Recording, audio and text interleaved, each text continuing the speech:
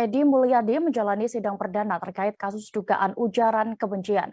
Diketahui sebelumnya ia menyebut soal Kalimantan Timur yang dijadikan ibu kota negara atau IKN sebagai tempat jin buang anak. Jaksa penuntut umum mendakwa Edi Mulyadi telah membuat keonaran dari pernyataan tersebut. Selengkapnya terkait sidang perdana Edi Mulyadi ini akan dilaporkan rekan Abdi Rianda Sakti, reporter dari Tribun News yang sudah bergabung bersama kami. Silakan rekan. Terima kasih Dea. Selamat sore Tribuners sekalian. Saat ini saya melaporkan langsung dari Pengadilan Negeri Jakarta Pusat untuk memantau langsung sidang perdana dari terdakwa kasus ujaran kebencian Edi Mulyadi.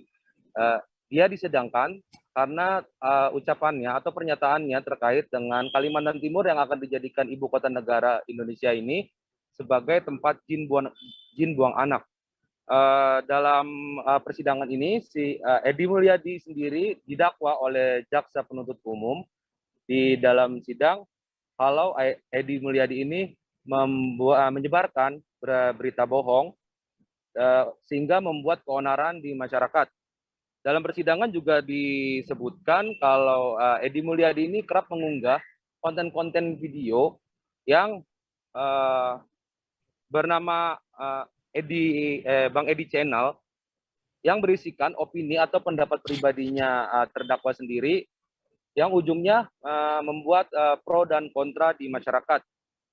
Dalam hal ini Edi Mulyadi didakwa melanggar pasal 14 ayat 1 Undang-Undang Republik Indonesia nomor 1 tahun 1946 tentang peraturan hukum pidana, subsidiar pasal 14 ayat 2 Undang-Undang Republik Indonesia nomor 19 tahun 2016 atau pasal 45 ayat 2 Jungto pasal 28 ayat 2 Undang-Undang RI nomor 19 tahun 2016 tentang perubahan atas Undang-Undang RI nomor 11 tahun 2008 tentang informasi dan transaksi elektronik, atau yang ketiga pasal 156 KUHP. Dalam hal ini sebelum persidangan juga tadi Edi kembali meminta maaf kepada khususnya kepada warga Kalimantan Timur atas ucapannya terkait Kalimantan Timur yang disebut sebagai tempat jin buang anak.